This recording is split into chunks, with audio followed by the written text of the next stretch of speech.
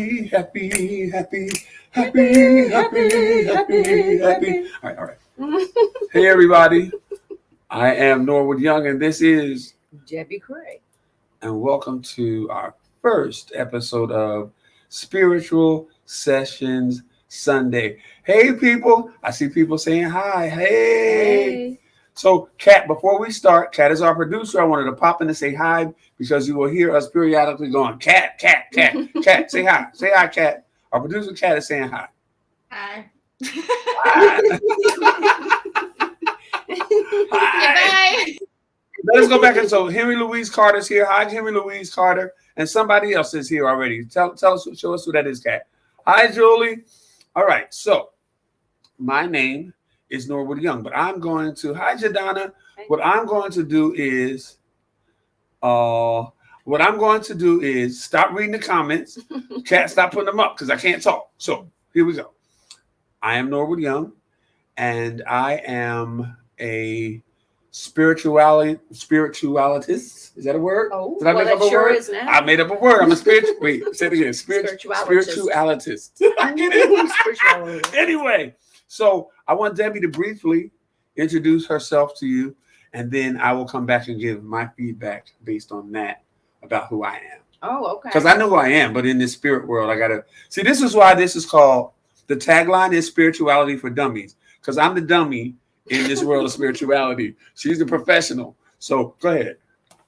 Hi, everybody. Good morning, good evening, wherever you are. I am Debbie Cray, and I am a psychic medium, international psychic medium, hypnotherapist, and energy healer. And I work internationally, and I do courses here in Bangkok as well.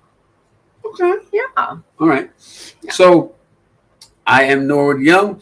I am international entertainer. You're the only international entertainer. And all right, so let's talk about how we met. Okay. Let's talk about how we're going to tell you how this dynamic happened, and then you'll trust us. I hope. They will. They will. Okay. Look very closely. You will trust us. You will trust us. Okay. We're both crazy. That's why. Speak for yourself. Go ahead. So how we met? Yes, go. Oh, I'm telling it? You'll start and I'll interject. Okay. So, well, firstly, the universe brought us together very much so. Okay. But I knew somebody who came to Bangkok who was an entertainer. And when they went back to America, Norwood was coming here and hit them up and said, hey, are you still in Bangkok? And they were like, no, and gave them a couple of names, maybe 5 or 6 names of 6 people that she said were the best people here. And I was on the list. That is so generic. All right. So when I first came to Bangkok, I knew no one. Came to Bangkok sight unseen. So I knew someone who had lived here. So I hit her up, right? I hit her up, and she said, "Don't laugh," because I'm not sure what the damn pronoun is. Excuse me, her. Okay, so I hit her up, and she gave me a name of maybe 5 or 6 people that she thought that I should know.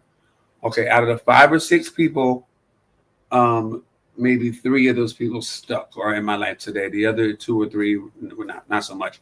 Kat, actually, I met. Who was not on the list, and she happens to be one of my closest people here in Bangkok, our producer, right? Yep. So Debbie and I met. She was, she's international psychic. So she had to look in her book to schedule our meeting. Oh, I'm so booked. I don't think I can see you here. I can't see you here. I'm like, who the hell is this? Michelle Obama. So I had to wait 3 weeks to meet her. So we finally met. And at that first meeting, it was like we'd known each other for years. It was such a soul connection. It was so instant. I'd never experienced anything like it. And we've been inseparable ever since. Cut to 3 years later, I can't get rid of her. But in either case, we delve into each other's worlds in a wonderful way. She sings background with me. And then is in my world on the entertainment realm on my various platforms and on stage live. And I have to deal with her stuff every single day. Like folks walking through the room that's not supposed to be there in spirit. That's not you brought that stuff with you. I did not. You had it in your other house before I came. Anyway, so you got a little background, and you'll see this stuff as it goes on because it's kind of nuts. So I call this again spirituality for dummies because living a positive and spiritual life ain't that serious. It's not that complicated. And we hear people talking about manifesting and what is it? Law of attraction. Law of attraction and all of those things. And it's really not that. It's not that deep. It really isn't. What is deep though is this damn. Excuse me. Yeah, I cursed. This damn Mercury in retrograde. That's a whole another situation, but it's over today because it's been a mess. It's been a mess. But anyway, let's move forward.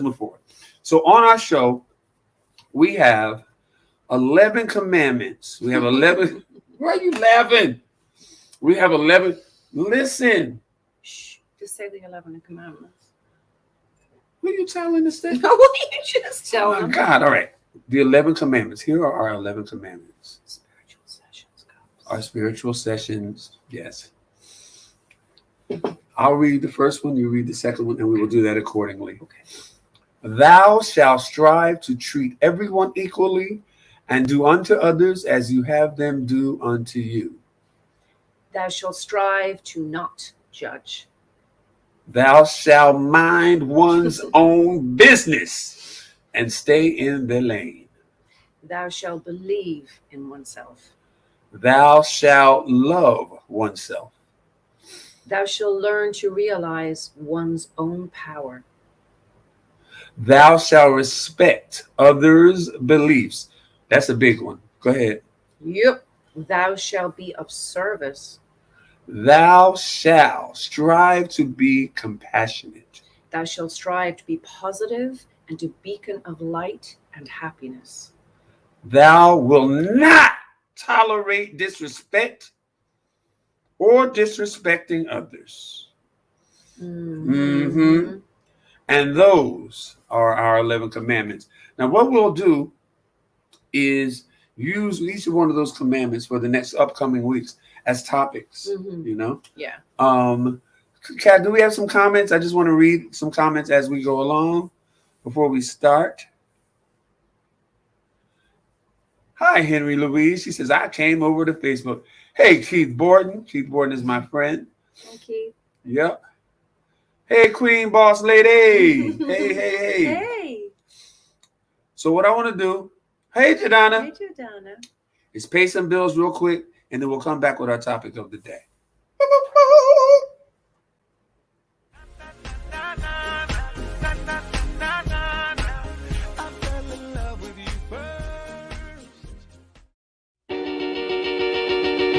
Up in the morning and out to school.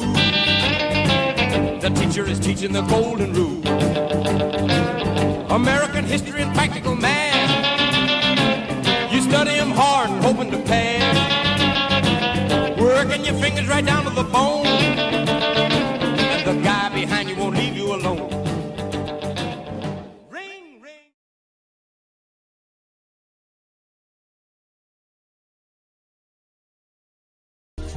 Pieces of a Dream and Norwood. We've been friends for a long time. He's crazy.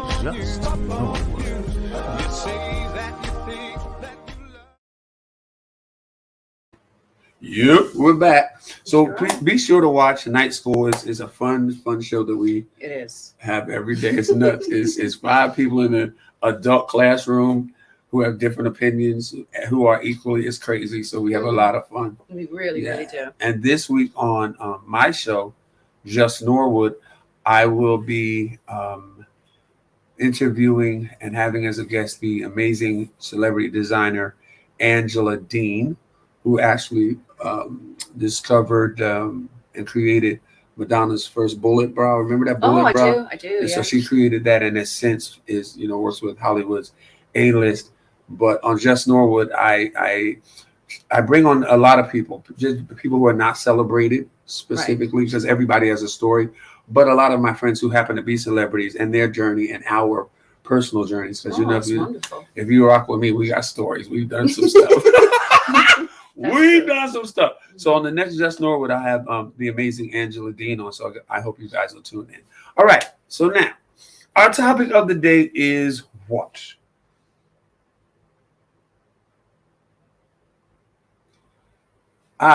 Lonely or just alone? Are you lonely or alone? And do you know the difference? All right. Are you lonely or alone, or do you know the difference? So, have you ever been at a party, or ever been at a concert and been surrounded by loads and loads of people, but suddenly just felt alone? You weren't lonely, but you were alone. Now, let's think about that in our everyday lives. Mm-hmm. Debbie, what is your concept of alone or lonely versus lonely? For me, alone is a physical state, and it's about being by yourself physically, but also in solitude. Mhm. Whereas loneliness is emotional reaction to things that are going on around you, and it's like being disconnected from everything and everybody. So it's actually an emotional state. So it's and a mental state as well. So it's not real. It feels very real, but it's just a way of being disconnected through a number of experiences people have had. That's why they pay you the big bucks. Right. So alone is a state of mind. Pretty much. Alone is actually a positive thing if you think about it, because when we meditate and we spend some time by ourselves, some like an introvert like myself, that's how I recharge my batteries. That's how I start to charge myself back up. If I'm around people all the time, I start to feel anxiety. So solitude is actually important for us to take time by ourselves, to meditate, to relax, and just be. Loneliness, however, is a completely different thing, because that's a disconnect. We're all connected energetically, we're all connected. But when somebody disconnects from themselves and from society, then that's loneliness. So that's a feeling of disconnect. All right. So alone, right? So lonely is the absence of other. Right. Alone is here. No, alone is a physical state. When you go to the bathroom, you're alone. When you go to the bathroom, you don't feel lonely. All right. I'm confusing myself. All right. Wait a minute. All right. Here's what I need us to do. So what we're going to do right now, this second, before we come back into this, is we're going to take a moment to meditate, right? No, for real. Because after meditate, now we're doing this alone or lonely? Alone. We're meditating. We're not lonely. We're meditating alone. Okay. But we're not really. We're together right now. So we're not really alone. Anyway, listen. I forgot to begin the show with our meditation, but I'm glad because we need it now. Right. Because you have confused that. All right. So we're going to take this minute to meditate. Now, the producer, when she was creating this for me, I asked her to, just create a moment for meditation. She created these beautiful. I peeked because in the intro it says close your eyes, as you will see. Look with one eye open because the visuals are amazing. So meditate with one eye open in your stillness and look at these visuals and meditate. It's just for 1 minute. Come on, Kat, take us through the meditation and send out.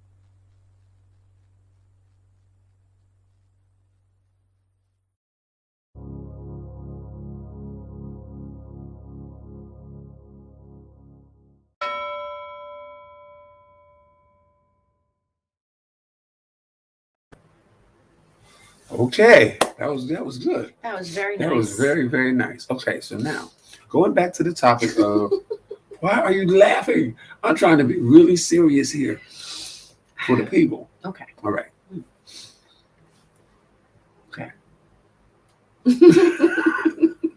Okay, so what would you consider yourself to be, lonely or alone? I am also an extra. I'm an introvert, but I'm an extroverted introvert because of what I do for a living. There has to be a form of extroversion that comes with the territory. But after the lights go down, totally like to be by myself. Totally like to. I like to be alone. Right. And that's being solitary. And Right. that's important for everybody. Right. Some people don't like being solitary for long periods of time because they have their own issues of needing other people for validation or feel comfortable.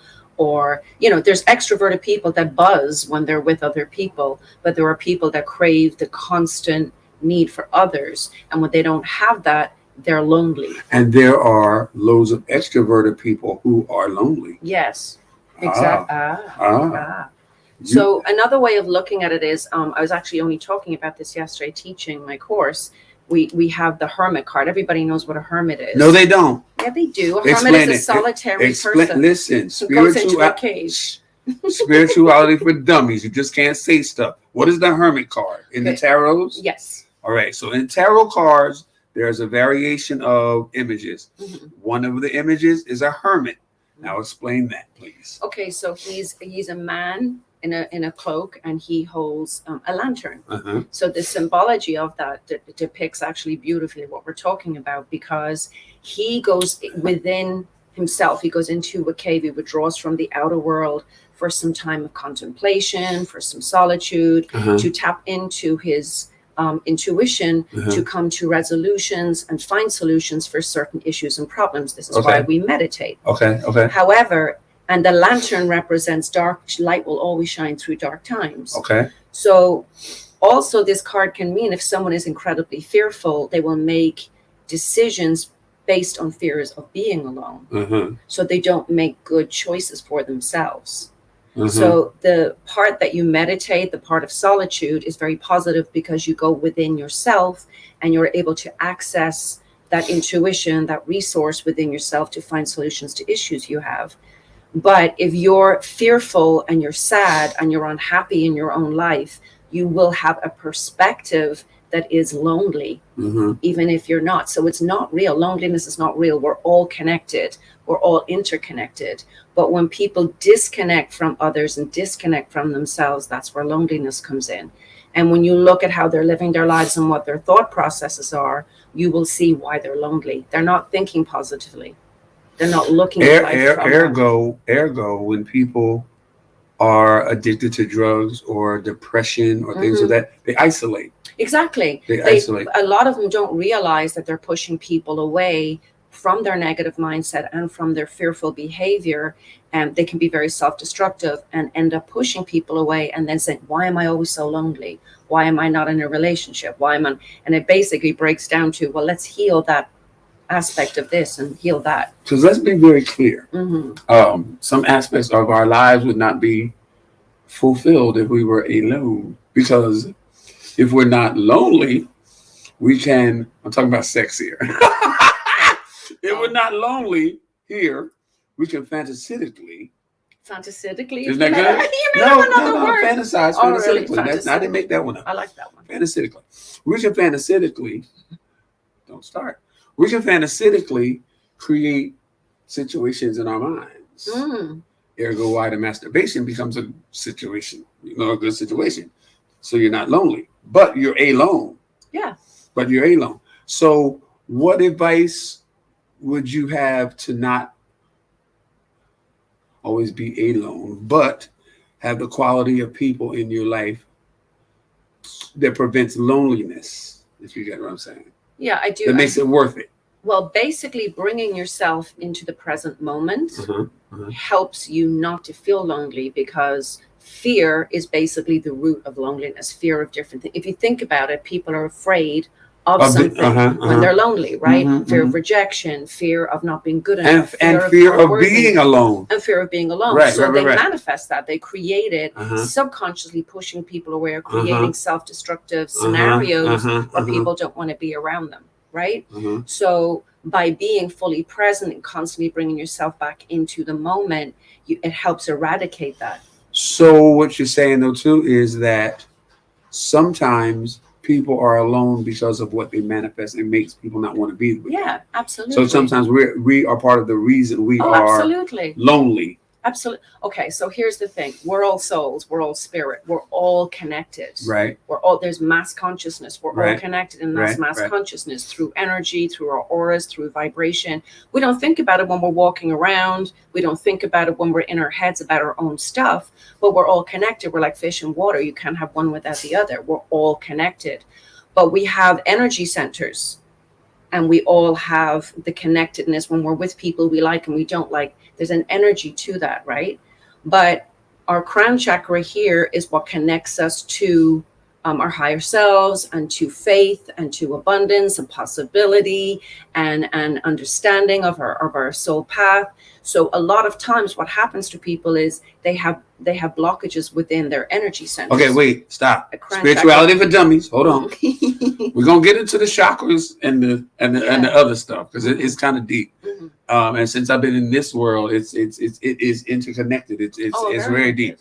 So all right, so what were you talking about? Which chakra here? Your crown chakra is at the top of your head. That's the one that connects you to your higher self, to your intuition, to other worlds beyond. Why am I sitting here like this? I don't know. Okay. You're feeling your own chakra. I'm feeling your own chakra. Ooh, my chakra feels good. Good. So when we're happy in ourselves and we're grounded in our lives and we're going along, we tap into our intuition, we're manifesting, we're sensing things. That's your crown chakra working beautifully because you're able to hear things from your higher self. You're able to connect. Depressed people, the crown chakra is closed. Blocks. It's closed. It's shut down. So when you're doing an energy healing session with someone who has depression, this is always cut off. People who've lost a loved one who haven't gotten over it, they've lost their faith. This will be shut down. And they're lonely and they automatically think it's only because someone passed. But 5 to 10 years later, when their wife or husband has passed, that's a long time to still be lonely. They have lost their faith. So this is a disconnect. So when you help people reconnect with that, they'll start to feel abundance. They'll start to feel those things. Wouldn't you also say that one has to be connected with oneself in order? For instance, I hate to use, my terminology, what's the word I'm trying to find? All right, so my beliefs in terms of masturbatory living, and I'm not talking about sex, and I'll explain that later. Masturbatory living, so which means enjoying oneself at all costs without anyone else in the room. You're not alone, right? Because you've come to grips with who you've loved yourself enough that you're never lonely. That you're never lonely. So, I guess the takeaway here is not depending on learning how to not having to depend on others for your aloneness or loneliness? Neither. Okay. Just never needing to depend on others when you're full in yourself and you love yourself and you're content within yourself and that you're grounded in yourself and in your life. You're never going to feel lonely. It doesn't exist. You're reconnected to everything when you're happy. When you're not happy, you disconnect. That's my point. So what I'm saying is, for instance, you have to learn how to, within yourself, love who you are in every aspect of yourself so that if there's nobody, for instance, if you're on a desert island without people, you're never alone. No. So that's no, you're alone. You're never lonely. Right. I'm alone. Right. Alone is no, I got you. I got you. So you're right. Alone, never lonely. Right. So loneliness is an emotional response to your circumstances around you, and it comes from a sense of negativity about your circumstances. So there's a mental aspect of it as well. Yes. It's a belief that you create about your circumstances, and you emotionally feel that sadness, and it feels very real. I spent years feeling lonely. because of what I do and feeling very different to everybody. But once I accepted my life and accepted who I was and reconnected with myself instead of looking for that validation externally for who I was, I stopped caring about what other people thought about who I was, and I accepted who I was. The loneliness disappeared. Exactly. Right? Yeah, we'll see. Well, now I can be alone for weeks on it. It doesn't bother me. I'm not lonely. Well, see, here's the deal. Outside of you, which is totally a blessing from God and divine order, that's the place where I was when I was in Bangkok by myself, right? But I was never lonely. Never lonely. All right, so let's read some of these comments. Queen Boss Lady says chakras are important to keep aligned and bring balance. This is true. Very much. Yes. So. Henry Louise says I shared the link because people need to get these gems. Thank you, Henry Louise. Yeah. So, hi, Sean. So the deal is this. It's important to first. I guess this goes into self-love. Because very much so. Totally into self-love, and people think that that's a difficult thing to do because a lot of people just recently are we really talking about the power of self-love, because especially women who are nurturers naturally always felt that they had to love somebody else first, take some care of somebody else first, take care of the children first. But okay, keep this comment up, Kat, because what people need to know is that you can't really fully have the capability of giving love in its true sense to somebody else unless you self-love first. It's like the law of attraction. You must embody the love you wish to see returned to you. You can't put the responsibility on another person to love you fully, because nobody can. Exactly. Our love that we needs to be internal within ourselves. And when you project that out into the world, you will have it back in abundance. So it must come from you first. No one can do that for you. And unfortunately, most people that are lonely, they have a need externally of themselves for that love. And the irony is they've disconnected from themselves. And by reconnecting with themselves and doing the work and the healing, the loneliness disappears, even if no one comes into their lives. Right. Okay. So friend of mine, Keith, is asking, what causes separation anxiety? Now, I need you to answer his question about that specifically, but he and I were actually having a conversation because he recently has dealt with an insurmountable amount of death recently, right?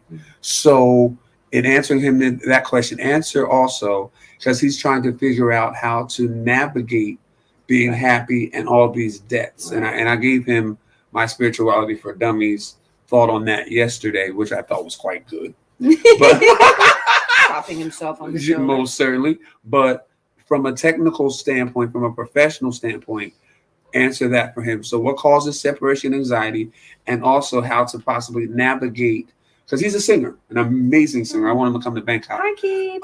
But to a point where it's kind of overshadowing his desire to use his gift, because he's so caught up in the emotional stuff. All right.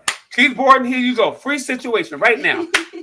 4 minutes, go. Okay, so separation anxiety comes out of dependency on other people and interdependency. So, for example, take it to an extreme.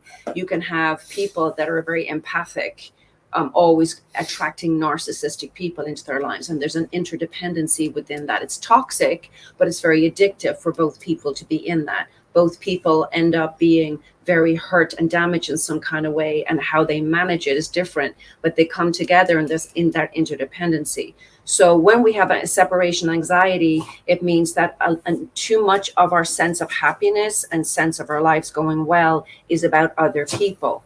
So I'm sorry that you've lost so many people. And it is a time where, unfortunately, people are losing a lot of people. I have a lot of people coming on, having sessions with me, and they're just losing 3-4 people in their family. So it is very important to be able to grieve those people in a way that's natural and, natural. But what you also what really happens to people when they start losing a lot of people is, believe it or not, is sort of a selfish thing starts to happen about ourselves and our own mortality and what our lives are about. And that's really what brings the anxiety up. let me cut you off really quick because you made a valid point. In our conversation, he was saying that part of his excuse me, part of his fear, or what part of his thought process was, because there's I think 5 people, is am I next? Right, exactly. So my response was, we don't know. Perhaps you will be. Okay. Right? Because the reality is we're all leaving here. Right. That's the reality. The reality is, especially with social media, death is bombarded in our face on a daily.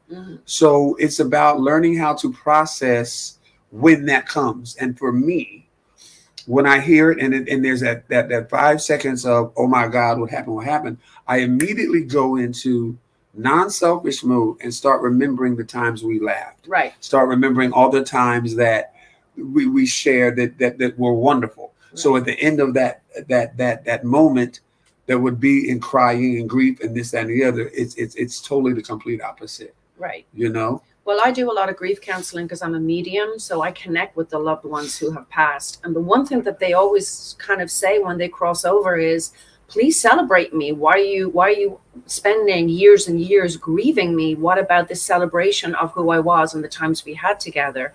It's a normal and very important thing, by the way, to grieve. It's very important. But grieving is a very selfish process because it's us hurting that we don't have those times. It's about our loss as opposed to exactly. They're great at where they are. Trust and know they're having a They're like, I hope you're okay because I'm good. So the happy medium for you, Keith, is to understand, first of all, that what happens when we're losing a lot of people in our lives is we start to think about our own mortality. We start to think about our own selves, and it ends up not being about those people. So as Norwood said, first of all, celebrate those people, think of the happy times, allow yourself to have the cry, have the emotion of the loss, but know that there's only a small period of time within which that needs to go on, not for months and years and all of that. And then kind of just let them and their passing be an inspiration to you to not take each day for granted and to absolutely live your life to the fullest. Look at that bucket list. What have you not fulfilled? And instead of constantly making excuses the what list? Your bucket list. Bucket. You said bucket. You're Italian. Your Irish is coming out. Well, look at that bucket list. Bucket the list. bucket. I'm sorry. Go ahead. Bucket. Go ahead. I'm sorry. You know, look at your bucket list. Let them be an inspiration to you. We're living on borrowed time. None of us know when it's going to be next. But instead of living in fear of dying, spend your time celebrating. Because the reality is, for Keith and everybody else, we are going to be next when next is deemed for us. It's going to happen. So the idea is to not live in fear of next. It's coming. So what's important is that you live every single day celebrating the people that we've experienced on our journey and making our journey here wonderful as we present it. Yeah. You know, so Keith is a hellified singer, a great singer, right? I can't wait to hear you. And I think he mentioned that in his show, the show is very important because of the people that he left. So this show has to celebrate very, very much their participation in your journey, and you should be singing your face off even more because of the fact that you have those people who passed on. And just listen to me, you know, when we cross over and we pass, I don't see death as death like everybody else. When we cross over, we transition. We just leave this physical body behind. It's like getting out of one car and getting into another. We just leave our physical body behind. They're very much still around. You'll still feel their love if you tune into it when the grieving process is over. They're sending love and healing and messages to you from where they are. And they're in a really, really good place. So we never really die. You cannot kill energy, and we're all made of energy. So celebrate the time you had with them. Feel grateful for the souls that you did meet and the wonderful experiences you had, and celebrate them. And then really live your life to the max and let them be that inspiration for you doing that, you know? Because if we just start worrying about death, we're no longer living. So... yeah. And that does bring loneliness and depression, by the way.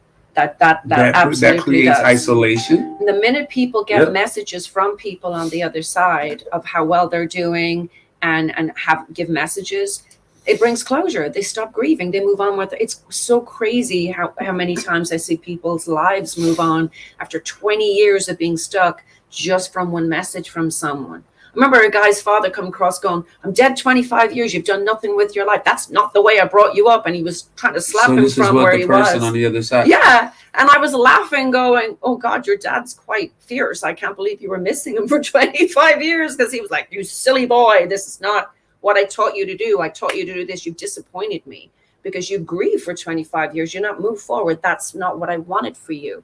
So remember, they're watching and they're looking and they're celebrating you from where they are as well. Keith says, I appreciate your response. The funny thing is that we know this, but it doesn't take much to forget. Yeah. Most certainly. Yeah. Most certainly. We all need to be reminded. Yeah. Always. Mm-hmm. We need the reminders. But here's the deal, though, Keith. Unfortunately, we think that we all know. We all don't know it. We all don't know it. You see what I'm saying? That's actually very true, Keith. I think you're very tuned in. Yeah. There are people that come to me and they literally do not know. And this is very recent. I'm getting a lot of people who've never come to a medium or a psychic before because of the pandemic and everything. People are coming and opening and going, can you tell me about where we go? Can you tell me if we meet people we love on the other side? Can you tell? So actually, no, people do not know that. People do not know that there is something after here, that we do continue, that we do meet up with them again. People do, not everybody knows that. Well, not only that, well, here's the deal. Not only does not everyone not know it, in a lot of cultures, especially the Afro-American culture that is deep-rooted in Christianity, and which is a whole nother situation, we're taught to believe that any belief in the psychic world or the spiritual world is taboo. Right. You know, we were, and I'm not that anymore, but we are raised to believe that the only time there will be a connection with those who have passed is when the trumpet sounds at the end of the day and God and all the dead in Christ shall rise, and that Archangel Gabriel will come down with his trumpet. That's right. And then, but here's the deal. If that is what they believe, then that's fine. That's fantastic. Mm-hmm. But I don't want to have to wait. For instance, I'm glad that I get messages via you from my dad now. Mm-hmm. I don't have to want to wait until the horn. I don't want to have to wait till the horn and I'm dead to communicate with everybody that died. Give me some messages now. I literally have clients who come and say to me, oh, can I come and have a cup of tea with you and meet mom and dad? I've missed them. You know, it's been a while. And they literally mean mediumistically, and they go away feeling fantastic because they had some, you know, they had an hour or two with mom and dad again. So, well, I have to tell you, I was skeptic because I was raised in the church. So was I. Tarot cards, you better get them. No, ma'am. Mm-hmm. Now, it's being in this world now. It's just amazing. And then, like Keith said, how do I say this diplomatically? When you have an open mind, and when you are aware of the power of your mind, then those things, like Keith said, it's second nature. We should know these things and just have to practice them. But when you've been beat and you've been taught for so many years that things are taboo, don't even tap into it. And when you don't have any knowledge of the spirit world or connection or anything, then it's a horrible situation to be in. One of my favorite experiences was a couple that came to me from Norway. Hi, Paul and Monica. And they came dressed normally. They were referred by a friend. They flew in specially to come and study some stuff with me. And they said, we'd love a reading as well.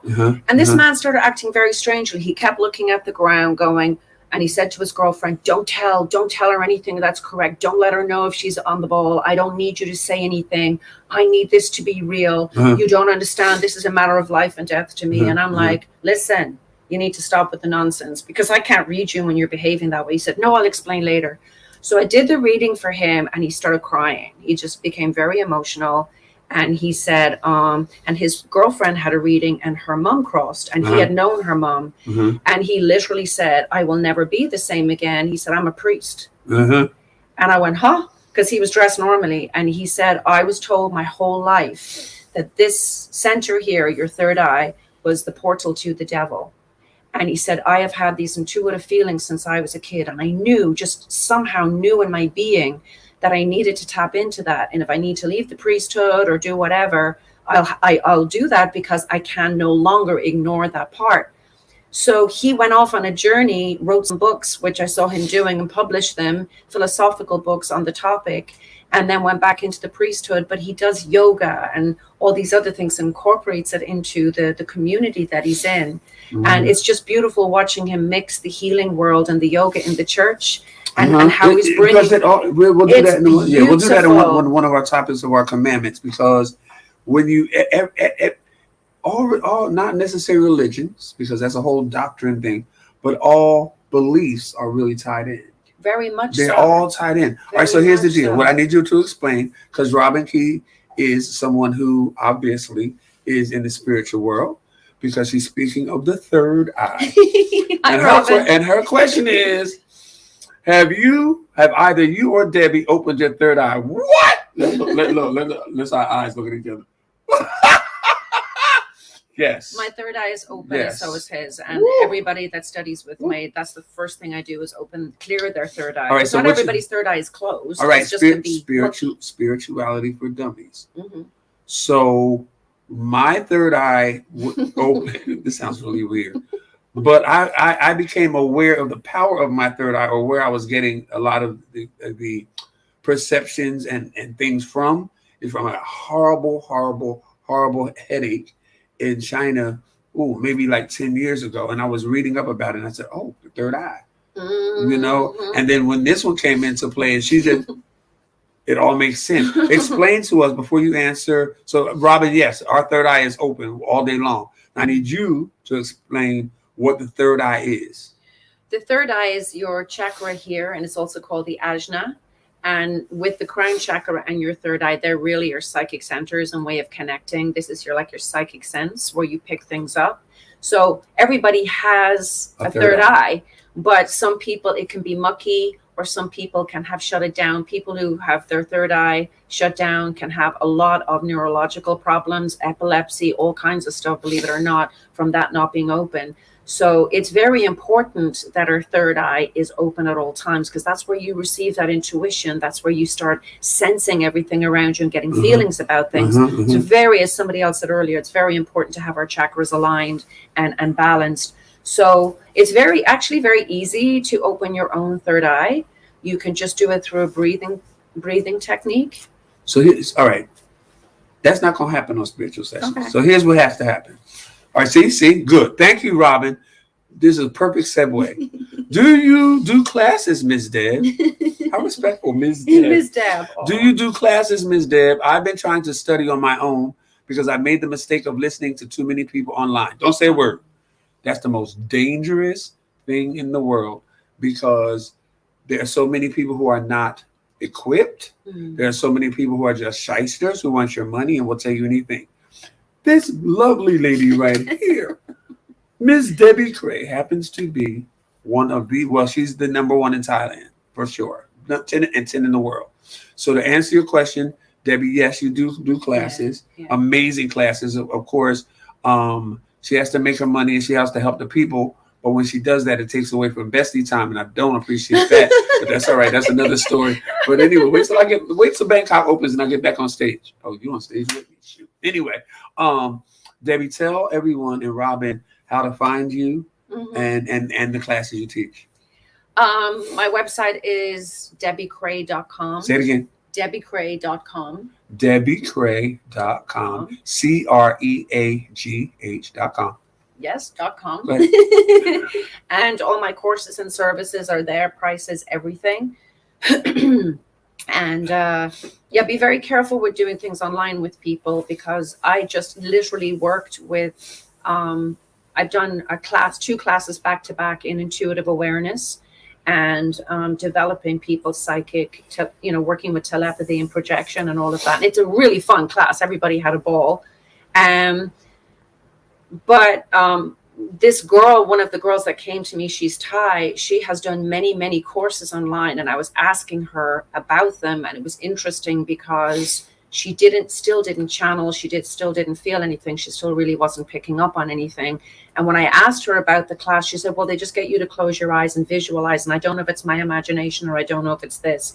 The thing is, when you're working with that stuff, you should be able to really know that it is your your psychic ability working. So it's very important to have that confirmation and work with people so they really are, very confident in their own abilities. All right, stop. Mm-hmm. Can you go back to Robin's comment? Because I was going to say that. All right, very good. Robin says, I'm very interested in Reiki. Now, Debbie does amazing Reiki, right? To a point where this just happened yesterday.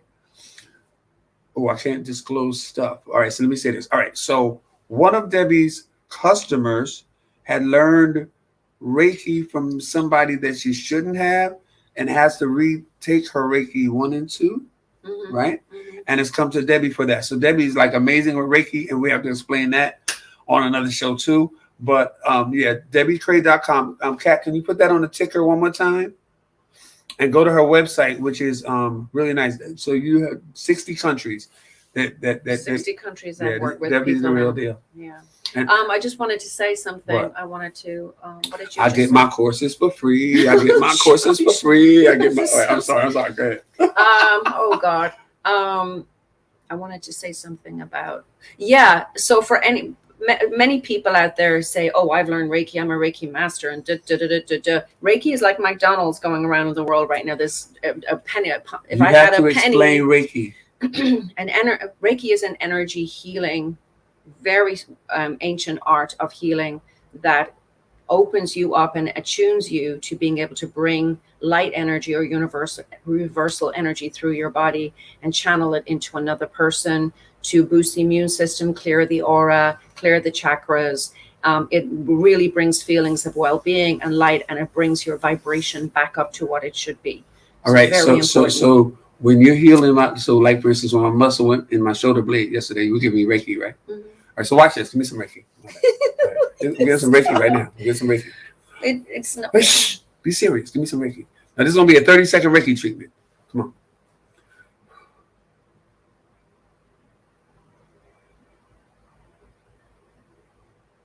No lie, I feel the energy in my back, y'all.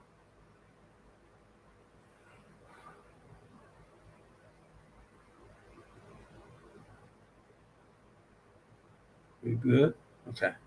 No? Okay. Mm-hmm. So Robin says she's had it done. It's amazing. So listen, so when I have I have had gout since my 20s, and last night my shoulder blade, something happened to it. And the first thing Debbie says is, you need some Reiki. Let me give you some Reiki. And I'm like, give me a drink, give me some alcohol, give me some paracetamol. And some alcohol.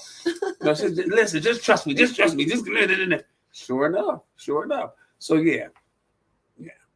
Yep. Yeah. All right. He was not really very open to it initially. I don't like it. I don't want no Reiki. Like it's hot. Because you can actually feel the energy, and it's hot. Like it's hot. So but when you have a blockage, like when I first did it on him, he had some gout in his foot, and he goes into an altered state of consciousness very quickly. The energy knocks him out, and by the time I got to his foot, it was burning, and he jumped up and said, it's burning. I don't like it. But it was because the energy was actually working on it. But then after 2 hours, the pain was gone, wasn't it? Yeah. So he said, what was that? I mean, then I said to him a few more times, and then now he goes, give me some Ki Ray. Yeah, see what I did there? Not Reiki, Ki Ray. So mine is special. I don't get Reiki. I get Ki Ray. Give me some Ki Ray. Because he doesn't want to admit he likes Reiki now. I don't like Reiki. I like Ki Ray. Oh God. But this girl that learned with somebody else, she was doing Reiki, her first Reiki treatment on a pillow. I was absolutely horrified. You're supposed to be able to connect and feel that energy flow in another person's body. So doing Reiki 1 and do Reiki on a pillow. Look, in Reiki 2, you can use a teddy bear as a surrogate when you're doing distant healing. And of course, that's anybody out there. Distant healing is a whole other thing. It's a whole different thing. But at a level 1, you don't have that kind of energy to do distant healing or work on a teddy either. So doing it on a pillow, she's had no treatments on anybody else. And she's level 2. So yeah, she has to do it all over again. All right. So let's tie up our lonely versus loneliness. Mm-hmm. No, loneliness versus being alone. Right? Mm-hmm. Right. Because I said loneliness versus loneliness. That's confusing. Or being alone versus loneliness. Mm-hmm. Okay, boom. Mm-hmm. So let's tie that up. And then I just want, listen, ladies. Then I want to go back to our first commandment and touch a little bit on that today. Mm-hmm. All right. So guys, during the pandemic, many of us have been forced to be at home and to stay be inside alone. and be alone. And because so many people have not really done the work on themselves or have a dependency on other people to feel happy, that has really brought up a lot of healing for many people because they feel lonely for the first time because they don't have that connection to other people. And it's creating sadness, depression, even for some people feeling suicidal because they miss the hug, they miss the connection. Look, all of us missed that during COVID. But what you really need to do to get through that time is to get daily routines. Go, right, let's paint the sitting room. I've been waiting to paint for so long. Let's do this. Get a routine. Get yourself out of your head because it's only your head that's telling you that.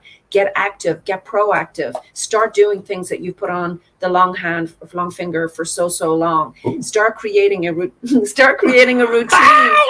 but having a routine every day, looking forward to doing something will really help you get out of that. It's the sitting going, I'm waiting for this to be over and wait. Don't wait. Every single day, you will never get today back. Live every day like it's the first day of the rest of your life and make it count, make it matter. Do something meaningful. Trust and know you will not feel lonely if you do that. And exactly, keep your mind working. And also, no matter how trite or how silly it may seem, do something that keeps your mind stimulated, to keep it. If it's nothing but going online and finding stupid jokes online to laugh at, just do stuff. And because what happens is, because it's a state of mind, loneliness is. Boredom can create the largest form of loneliness in the world. Right. So you got to stay active. You got to stay active. And if you look at the people that are lonely, they're the ones sitting at home watching television and miserable. And the thing is, you need to shift yourself and out then of they it project onto everybody negativity else. And bitterness. So it's a vicious It's a cycle. Okay, can you stop mirroring me? No, stop it. No. You're mirroring me. Anyway, Kat. So love to all of you out there. Please uplift, bring yourself into the present moment. Sit down, start thinking of all these amazing things you could do. Celebrate that you're alive, for crying out loud. And tap back into, that's a whole nother story, but tap back into, because I'm sure that people on here are not 12, 20, and 25. So tap back into what your passion once was, or the things that made you happy that you've always wanted to do. Now is the time. And even if, for instance, at 20, at 18 to whatever you want to be a ballerina, well, guess what? I wouldn't put that tutu on at this point in your life. Let them if they want to. Right. If you want to, go ahead. Go put that tutu on. Live your shit. Get your freak on. This is spiritual sessions. I'm not quite going to say get your freak on, but if you must, if the tutu does it, do it by all means. But go watch movies that support your dream of being a dancer. So watch things that put that in your spirit. You know, so don't lose contact with who you are here, because that never changes. And sometimes we have to do a refill on and remind ourselves of what those passions or what those ideas are. So you may not be able to contribute the same way you did in the past, but you can still bring yourself some happiness within that. Yeah, I had a lady that did a session with me. It was somebody's mom, and she's very isolated where she is. And she was feeling she spent her whole life doing for everybody, taking care of her kids and her husband. And now she's in a situation where she can't do that. I think she was in quarantine or something somewhere. And of course, a lot of people will go, oh, but you can't say you're not lonely in quarantine. So what I said to her was, there's a need for you to feel, because she's very intelligent, but she's never had a chance to study anything. So I gave her a link to this place that do diplomas and whatever. And I said, go there, like 200 different topics, from even painting, pottery, all kinds of stuff that you can study. So she kept saying, where's the link? Where's the link? And she signed up and she sent me a cert of something. And she said, I can't believe how happy I feel. What is a cert? Accomplished. A certificate? A certificate, yeah. Can you say the whole word, please? Certificate. Thank you. And she felt amazing. And I said, but nothing changed. You're still sitting in the four walls. You're still sitting in that hotel room, yet you feel really happy, really accomplished, full of achievement. So what happened was a shift in the mind. That's all. Doing something purposeful, feeling important. So Robin says, I love being alone. It gives you time to get in touch with who you truly are and fall in love with yourself again. Yep. Woo, totally agree, Rob. Beautiful. So, Queen Lady, yay. So listen, hey, Kat, can you do me a favor? Let's go pay a bill. Wait, but hear me what he says. I'm aware because my back problems have diminished because of my root chakra being open. Yep, most certainly. Yeah. And that's very important. So we'll do a show on chakras, where we'll discuss the chakras maybe next week as well. Mm-hmm. But can you, for me, Kat, give us the first commandment that we're going to talk about next week? Thou shalt strive to treat everyone equally and do unto others as you have them do unto you. Very good. So next spiritual session Sunday, that will be our topic. And it's not as easy as it reads. It's not as easy for a lot of people to do as it reads, because sometimes the way we want to be treated is not how we treat other people all the time. And we have to do that. I mean, I go out of my way to do that. So that's going to be our topic for next week. So what I'd like to do is go to commercials and come back and say goodbye to everybody. Is that cool? That's cool. All right.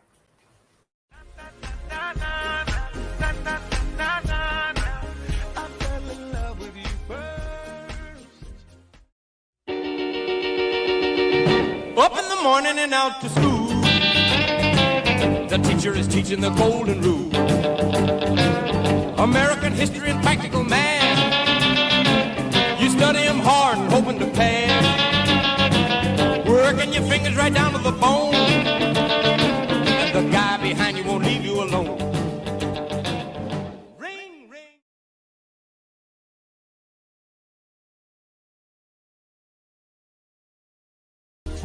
Pieces of a Dream and Norwood. We've been friends for a long time. He's crazy.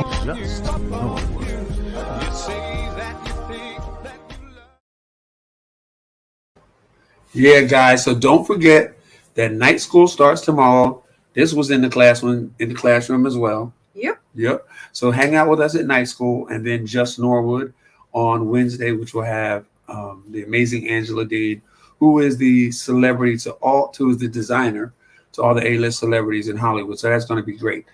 Regarding Spiritual Session Sunday with Deborah Cray and Norwood Young, I have so much enjoyed our first endeavor on coming back, because we were here a while ago, but we're back, new platform, and we're here to have some fun, and we're going to stick around for a while this time, right? Yeah, we're gonna because I think it's really important. We were talking the other day about reviving the spiritual sessions because it's a really important time. People need it. People need to be uplifted and feel good.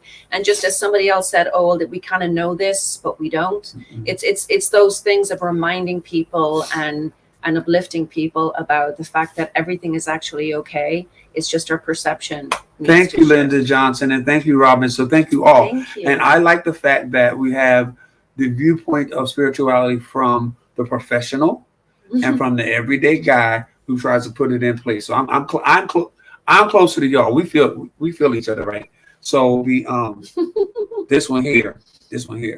So do me a favor, tell your friends about us. Being walking in aligned life and in alignment and in spirituality is really easy, and it feels real. Hi, Brooks, and it feels real good. Really and whatever you put out is what's coming back. So you don't have to be a great person, but be a smart person. And know that karma is no joke. So whatever you put out is what's coming back. So you don't have to be good, but just be good to others and it'll come back to you. So thank you so much for hanging out with us, right? Right. So we really loved all the comments. Yeah. Yeah.